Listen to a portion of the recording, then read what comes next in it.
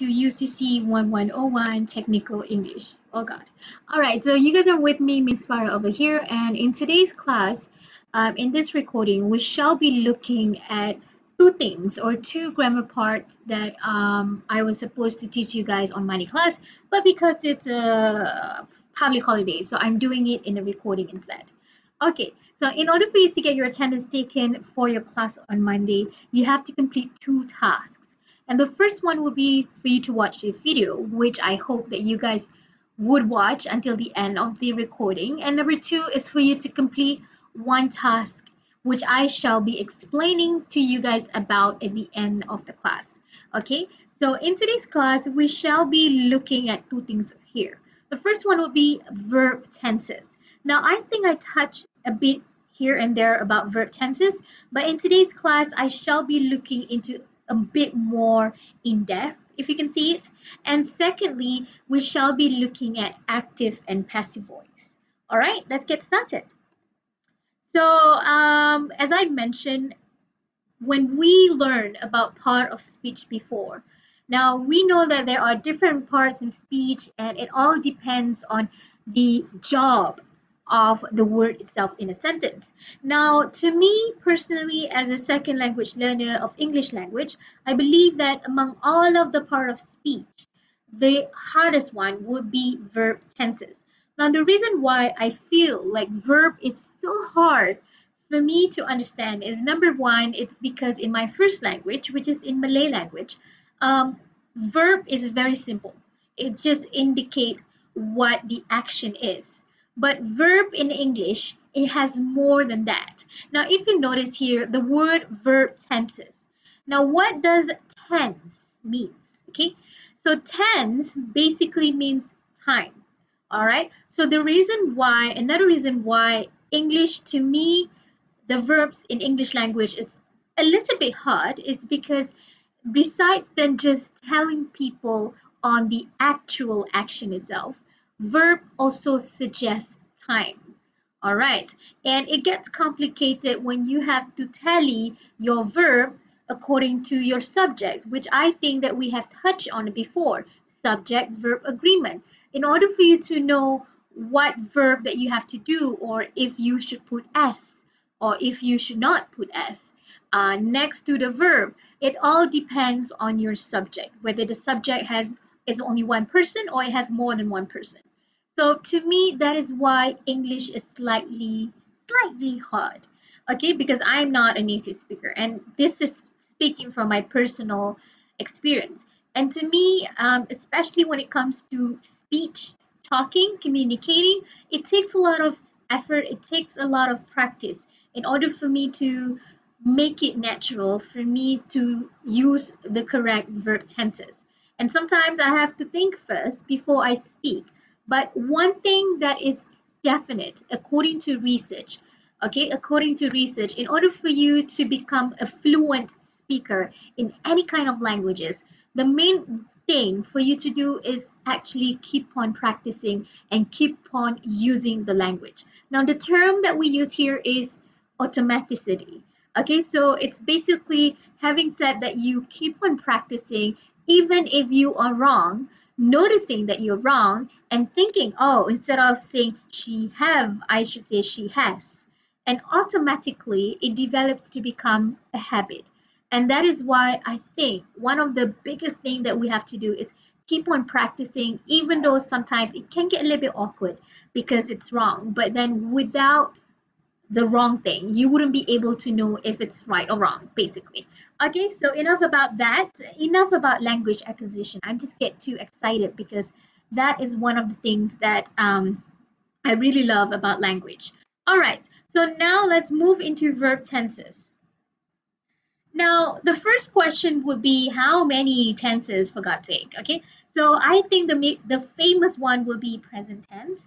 Okay, but the hardest part is that it's not just tense. There is present, future, and past.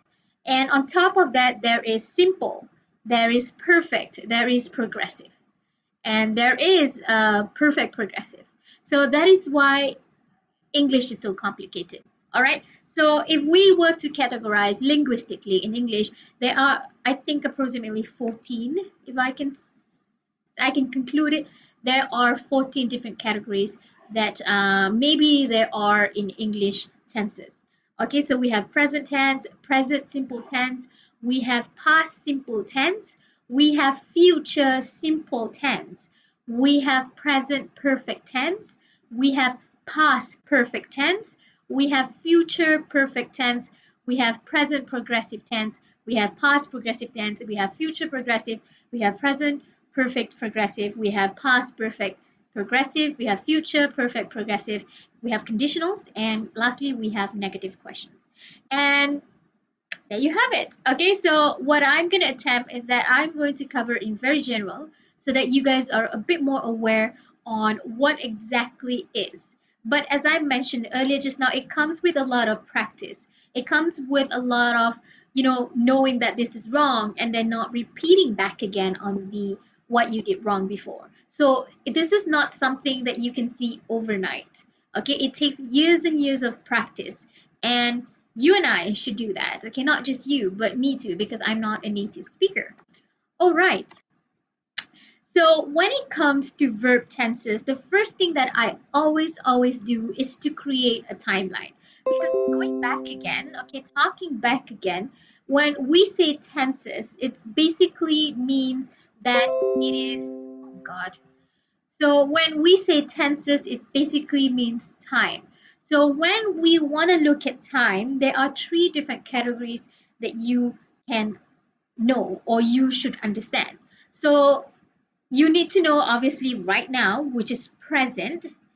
You should know what happened in the past, okay, and what will happen in the future.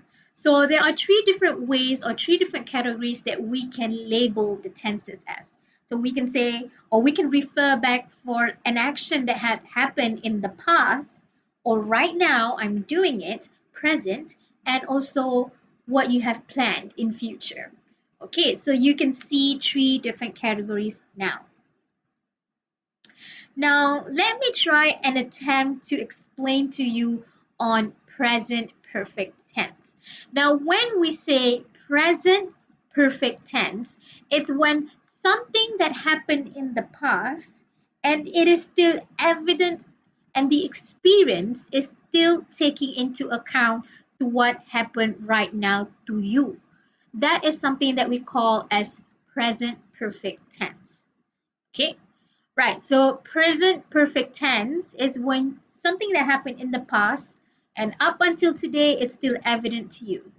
Okay, so I shall be giving you guys a bit more example, a bit more sentences for you to understand, but a quick um, a quick sample would be I have never been to Thailand before.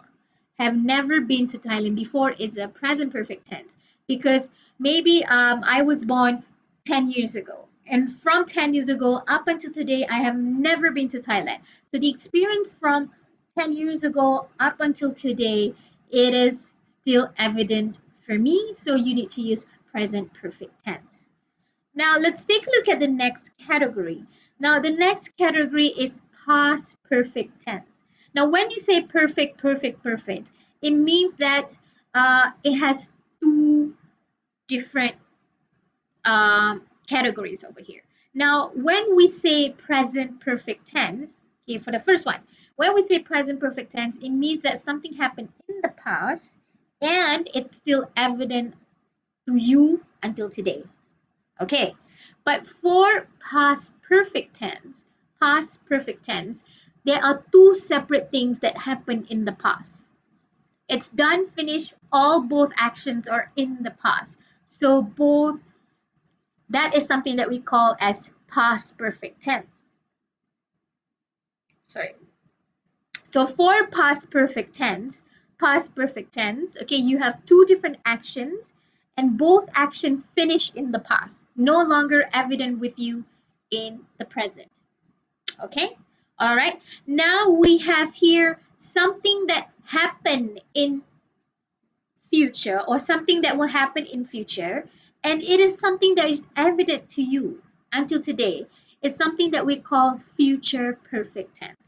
Now, as I mentioned, when it comes to perfect, it means that whether or not it's still relevant with what we have experienced today. Okay, so if it's something that happened in the past 10 days ago, and it is still evident, okay, it is still something that is important for you today, use present perfect tense. If those things happen in the past, two things happen in the past but no longer evident, does not mean anything to you, so you have to use past perfect tense. But if it is something that you plan in future and it's evident to you today, please use future perfect tense. Okay, now I know that it gets a bit complicated, but I'm going to go one by one, one by one, one by one. Okay, right. When we talk about progressive tenses, okay, progressive tenses is when it is a continuum from all of the lines. So if it's here until here, so you have to use ing, ing, ing. Okay, let me explain to you. I know it can get a little bit confusing by now. But so let's move one by one. Now, firstly, let's take a look at present simple tense. Now, this is the most basic, okay? Please don't get confused. So, present simple tense is the basic, the most basic form of a sentence, okay? So, this is when we have gone through this since primary school. Okay, verb is used in the most basic form. Okay, so when do you use this? So you use present simple tense when you want to tell the truth. Okay. Sea covers 70% of Earth. So it's a fact. Okay, so use present simple tense when you're telling the truth, when you're giving a statement like that. Number two, when you set a schedule every day, daily, every morning. Okay, when you have the word every morning, every day, when it is a schedule, a fixed time, please use present simple tense. When it is a habit, okay, so it's a habit, she sleeps at 3 p.m. every day. So you have to use present simple tense. Or when you want to describe a person, okay, for example, she looks nice. Okay, so looks there is a present simple tense. Now let's have a look at some of the examples. Okay, I eat rice. So I'm telling you a fact, okay, a truth. So I eat rice. So I don't say I eating. No, that's wrong. So when you're trying to describe or you're trying to tell the truth, trying to give a statement, you have to use present simple tense. Okay, for example, another example, I have classes on Monday. So you're telling a schedule. Okay, every Monday you have class. Okay, so you have to use present simple tense. Are you there? Okay, are you there? So when we say present simple tense, it's this table. And I know I showed you guys this when we learned about subject verb agreement. Now, as I mentioned, this is the most basic grammar in English. Okay, so I, you, they, we, the pronoun I, you, they, we, or any kind of plural subjects. Okay, for example, my friend and I. So my friend, one person, and I, one person. So it's two person. So when it's plural, you have to use the root verb. When we say root verb, it means that you don't put anything, no S after that. Okay, so I like rice. You like rice. They like rice. We like rice. My friends and I like rice. Okay, all right. Now, when we have pronouns like he, she, it, or subject that is singular, one thing only, one person only, my friend, my teacher, my lecturer, for the verbs has to be added with S.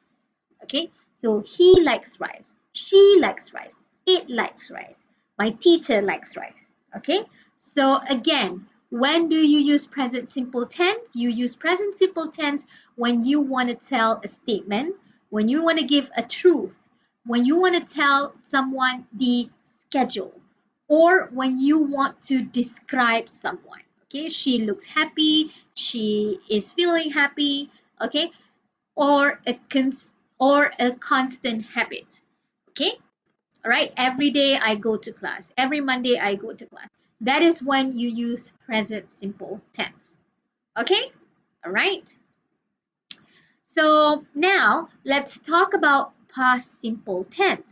Now, past simple tense, it's used to describe one specific event in the past. It had happened in the past and that's it. All right. So how do you know it's past simple tense? You need to go and find the time determiner. So this is a linguistic clue. In the sentence itself, you need to find the clue here. Now, for example, here I drank some milk this morning. Okay, so the clue here is actually this morning. So in the past, right now is already 5:58. All right, so the verb that you should use now is past simple tense. So I drank some milk this morning because this morning indicates that it happened in the past one time. All right. Or for example, she burned her toast during breakfast. Okay. Or she burned her toast yesterday, last week. Okay. So when you want to know which type of verb that you should do or you should use, please go and find if there is any language clue that can show time. So if you have like this morning, yesterday, those time determiner will help you to know if you should use what kind of tense that you should be using. Okay? All right. So let's talk about future simple tense. All right. So in future simple tense, it's when you want to use to describe an event or situation that you wish to happen in future. Okay. So the very easiest formula would be to have the word will. Okay. So this verb, okay, will is a type of modal verb. Okay, so this will help you to indicate that it will be in future. All right, so will is actually a word to use or to express a promise or a planned action. Okay, or going to. Going to is also another phrase that you can use if you don't want to use will. Okay, she is going to buy a car. She is going to get married soon. Okay, so going to is an expression that you want to use to express a plan or a prediction of what is going to happen in future. Okay, let's see an example. I am going to be there. Am I there yet? No, I'm not. Okay, but I am going to be there. Okay, so maybe you ask me, Farah, are you going to watch Mulan this weekend? Yeah, I'm going to watch it. So I haven't watched it, but I plan to watch it during this weekend. Okay? Or you say the gentleman will come soon. Have they arrived? They haven't. All right? So next is present perfect tense. Right. Present perfect tense, as I mentioned just now. Okay? Something happened in the past and it's still relevant to you until today. So it's also, in other words, it's also trying to describe an action that happened in the past, but you don't know when. Okay? It happened in the past, but you don't know when, but it is still relevant to you today. Okay? So if you cannot find, okay, if you if you found, okay, so if you found, so this can get a little bit confusing with past simple tense. So how do you know it's past simple tense and not present perfect tense? If there is the language clue or the time at last Monday, last week, last weekend, that would be past simple past tense. Okay, present perfect tense, you don't know when in the past. All right. Okay, so the formula is for you to have the subject and then you must use this verb has or have. Has for singular, have for plural, and then use the past participle of the verb. Okay, let's have a look at example here. I have learned karate in Japan. Okay, So I have learned karate in Japan.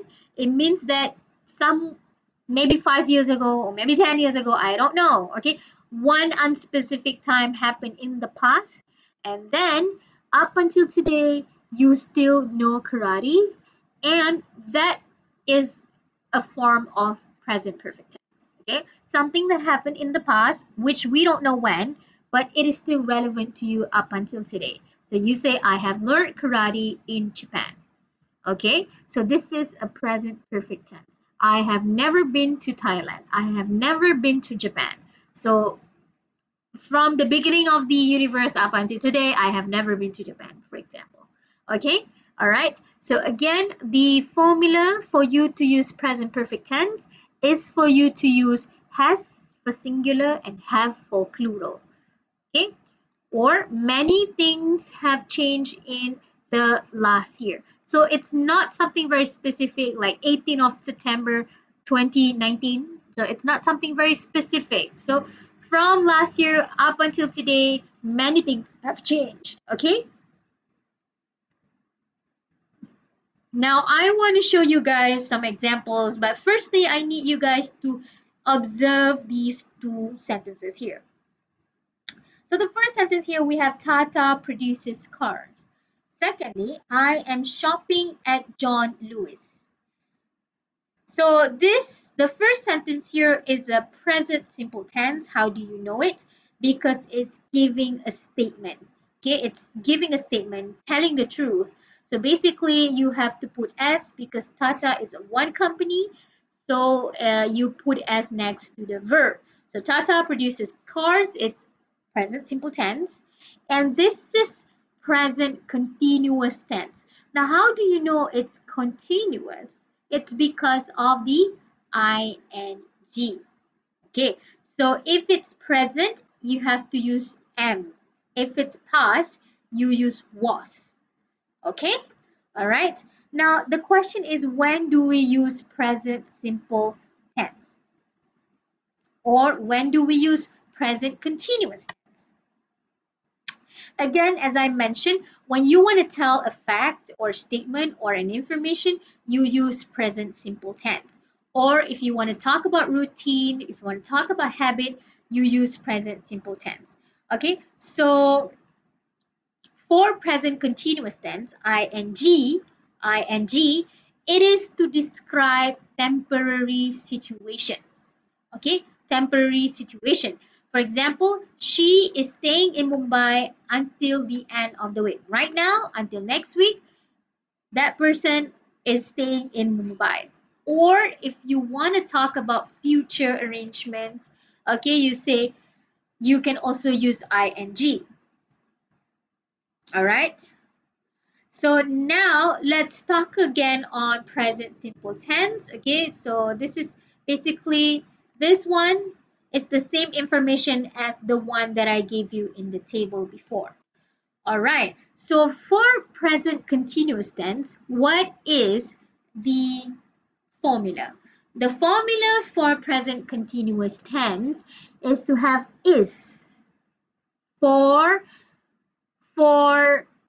pronouns he, she, it, okay, plus is, and then present participle plus ing. Okay, so verb plus ing. Okay, verb plus ing. So right now, okay, right now he is meeting his girlfriend. Okay, is meeting. Okay, remember it's present continuous tense. It's not past. If it's past, you have to change is into was. Okay, but for are, you, they, we, or any kind of pronouns that are plural, you have to use am or are, verb plus ing. We are meeting. We are shopping. We are eating. Okay? Now, let's talk about past perfect tense. Now, as I mentioned, when it comes to past perfect tense, if you remember the timeline that I showed with you guys just now, past perfect tense is when two things happen in the past. Okay, the two things happen in the past. Finish. Okay, so the formula for you to use past perfect tense is for you to have the subject had. and then past participle. Subject, had, past participle. Let's take a look at an example. I had eaten a heavy breakfast when she offered me her sandwich. So there are two actions over here. First one is eaten. Okay, had eaten. Second one is offered. So let me, if I were to give like a, how to say it, like a timeline, okay, a timeline. At 10 in the morning this morning, today, at 10 in the morning, she offered me sandwich. But at 8 in the morning, I have eaten. Okay, so the language or the verb tense that I should be using here is had eaten.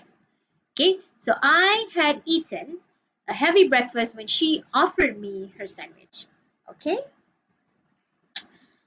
all right. Or I didn't pay just now because I just lost my wallet. So I went to the grocery shop at 5:30 p.m. just now. Now it's 6. Okay, 5:30 p.m. I didn't pay the groceries. Okay, so I didn't pay it. Now the reason why I didn't pay it, maybe yesterday I lost my wallet. Okay. All right, now let's talk about future perfect tense. Now, future perfect tense is used when you want to show a completion of action in the future. Okay, so how do you structure this sentence? Is for you to have a subject, will, have been, and then past participle. Okay, let's show an example here. She will have been cured by the time I get there. So you want to show some conditional. You want to show like you're confident about that person. You're confident about their doctor. So you say, she will have been cured by the time I get there. Okay, so you say it's confirmed, almost confirmed. Okay, or you are going to have lived many years by the time I complete my research. Okay. Now let's talk about present progressive now. So present progressive, okay, present progressive is just like what I mentioned just now. When you have the subject, when you have is or are, is for singular, are for plural, okay, and then you have the verb ing. Now, for past progressive, it's similar structure, but okay, similar structure, but the verb be, is, and also are would change a little bit. Okay, for example, the detective was looking around the room from 8 p.m. to 12 midnight. Okay, so how do you know it's past progressive? Is when you know that there is a range of time. Okay, a range of time, then you would know that it happened from 8 to 12 p.m. So the detective was looking around the room from 8 until 12. Okay, so this one, okay, you have to change into was because it's past progressive. Okay, or I was sleeping on the couch last night. So from last night until this morning, I was sleeping at the couch. Okay. Let's talk about future progressive now. Now, future progressive is when you want to indicate an action that will happen in future. Okay, so the structure or the formula of it is for you to have the subject, the verb will be, and then verb ing. For example, I will be running in the marathon. I will be wearing this. She is going to be eating. Okay, I will be wearing my pink dress tomorrow. Okay, so it's showing that a continuous action will happen in future. Now let's talk about present perfect progressive. Talk about complicated stuff, yeah? So present perfect progressive is when you want to describe an action that has completed in the past, sometime in the past. So something happened in the past, okay? Or maybe 2010 until 2015. I wore braces. From 2010 until 2015, it continuously happened. I wore braces. Okay, so let's have a look at the formula of this. You need a subject, you need the verb have been, then verb ing. Okay, have been. So here, I have been walking. I have been wearing braces. I have been walking all day. I have been sleeping all this while. Okay, What about past? Now, just now present, now past, all you have to do is just change have just now into had. Okay, so both singular and plural for this, both singular and plural can use had. Okay, she had she had been yawning. I had been yawning. We had been yawning. Okay, all right. Future perfect progressive. Okay, future perfect progressive is when you want to indicate an action that will be completed sometime in future. Okay, so the formula is to have the subject will have been the verb ing.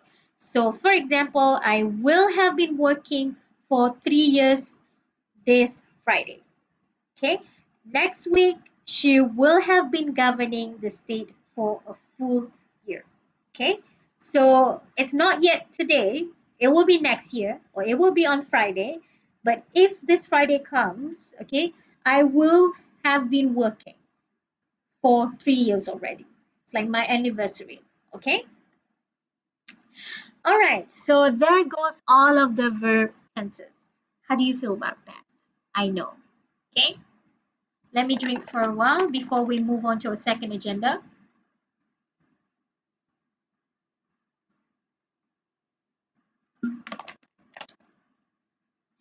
Now, again, gentlemen, when it comes to verb tenses, it comes with a lot of practice again. And if you practice a lot or if you read a lot, all of these will come very automatically and very naturally.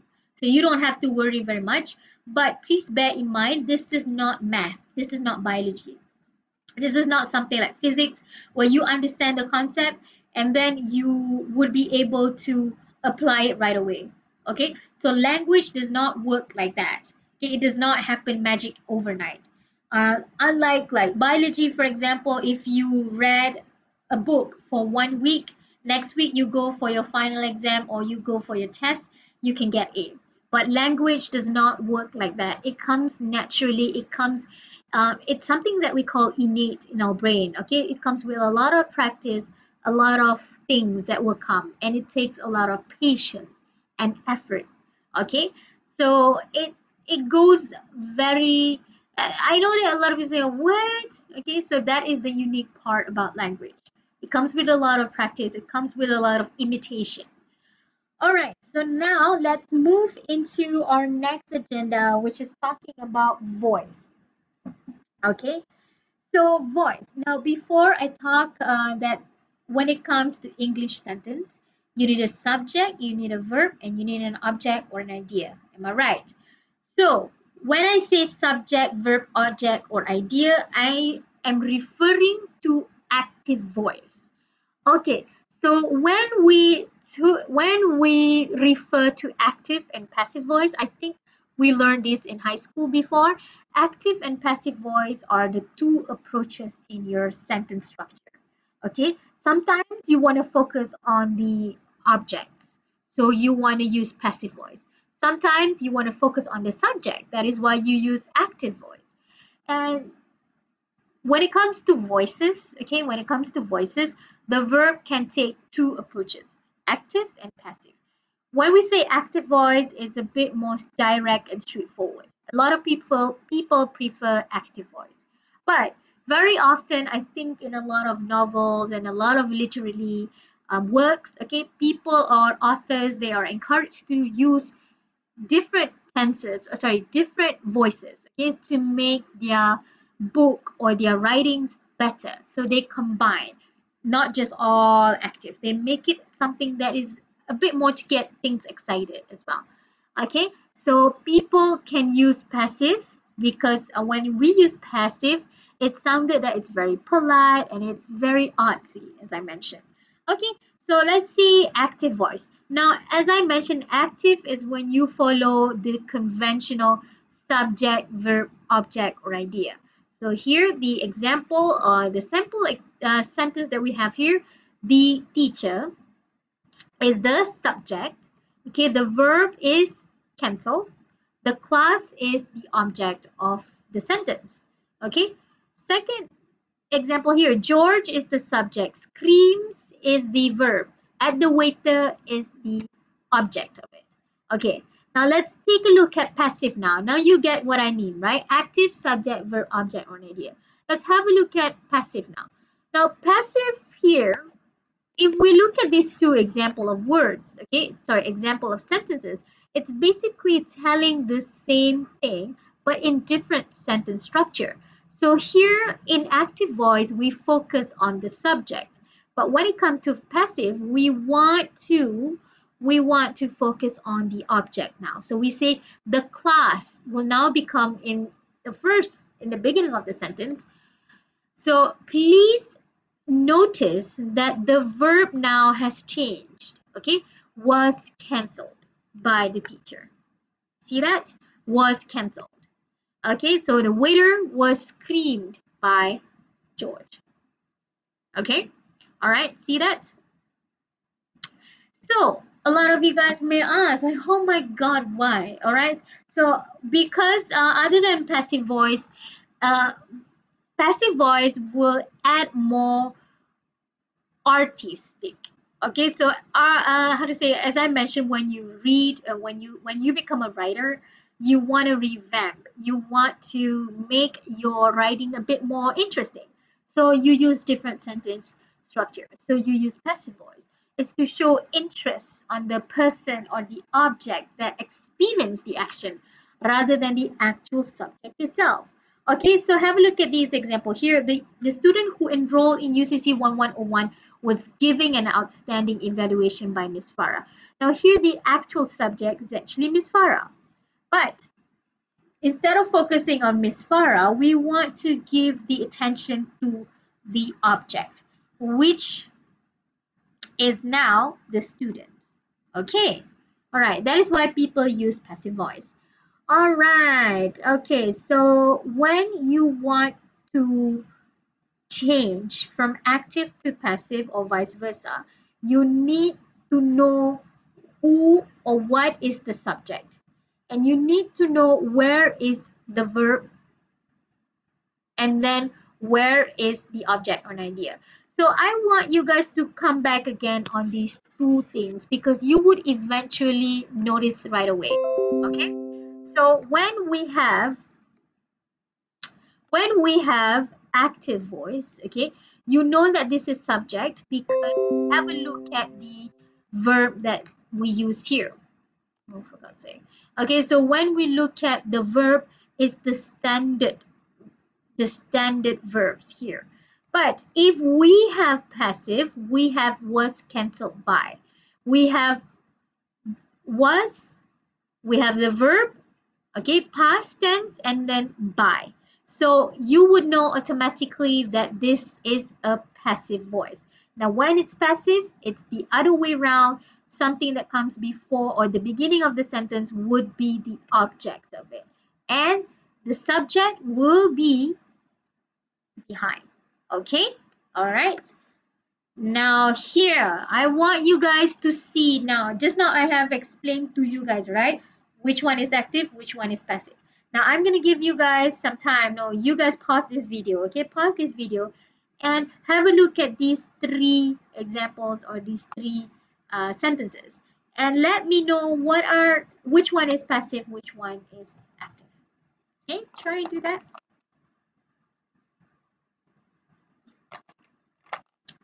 Okay, I hope that you have done it. Okay, I cannot wait for you for the longest time because it will be a lot of time. Okay, so here the student was given a lecture by the guard. Is this active or is this passive? Okay, so this is passive voice. Okay, how do you know it's passive voice? Because of the verb here, okay, was given and the word by. Okay, Jackson has been grounded by. I am driven mad by. Okay, so what is the pattern that you can see? I have mentioned to you just now, it's very straightforward. It's for you to have the form of to be. Okay, to be are these words like is, are, am, was, were, has been, had been, will be, will have been, and being. So these to be forms, okay, it will be followed by a past participle. Now I've been talking about past participle, past participle, past participle for the longest time in this recording. Miss, what is past participle? Okay, I don't know about you guys, but when I was in high school, my teacher always taught me eat, ate, eaten. Remember the three verbs: eat, ate, eaten. Drink, drank, drank. Okay, so those three: eat, ate, eaten. Eaten is the past participle. So it's the last category of all of your verbs. Okay, so I will be giving you guys a sample. Okay, together in this slides. Okay, I will give you a sample of the past participle. Okay, so past participle is the last category of the verb. Eat, ate, eaten. Eaten is the past participle.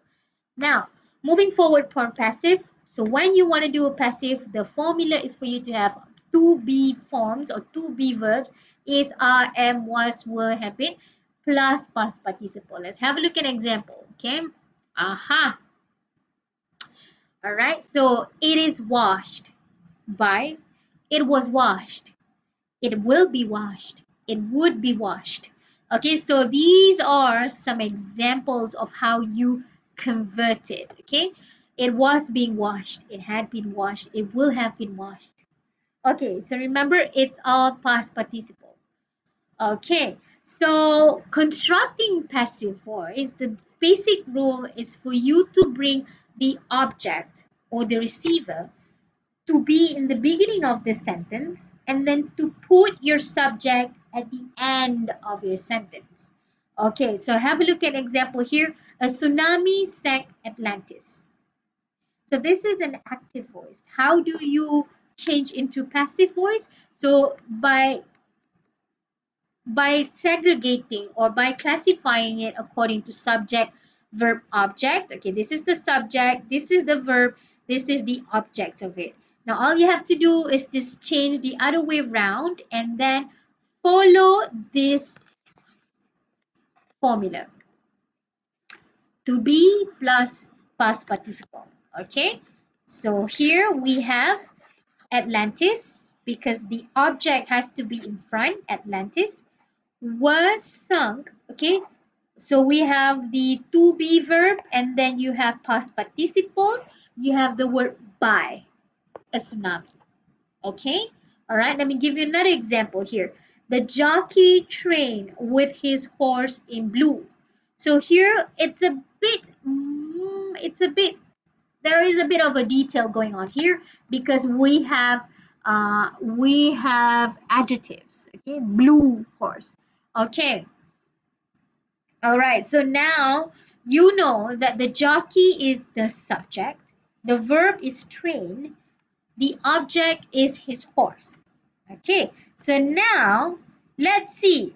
So how do we change this? The horse, okay, here this is a little bit hard because it's ambiguous. Okay, it's ambiguous. It's either the horse is in blue color or the jockey itself is in blue shirt or blue attire. So it depends on the meaning of it. So if it's the meaning is you can say that the jockey in blue, okay, or you can say the horse in blue was trained by the jockey. Okay, so if it means that the horse is blue color, okay, or you can say that the horse was trained by the jockey in blue. So it depends on your interpretation, it depends on what it means actually. Okay, right, okay. So now let's practice. I want you guys to stop this recording. Okay, stop this recording, and I want you guys to try and do all of these 7 questions. Okay, 7 questions. Okay, so basically what I want you guys to do is that I want you guys to change this active into passive voice. All right, so this will be your homework. Okay, so in our next class next week, we're going to discuss on the answers for all of these questions. Okay, so again, after watching this recording, please complete these questions and then post your answers in discussion board. and then next week we shall be discussing on the answers in our class itself. Okay, so thank you so much guys for joining me. Bye, have a good day.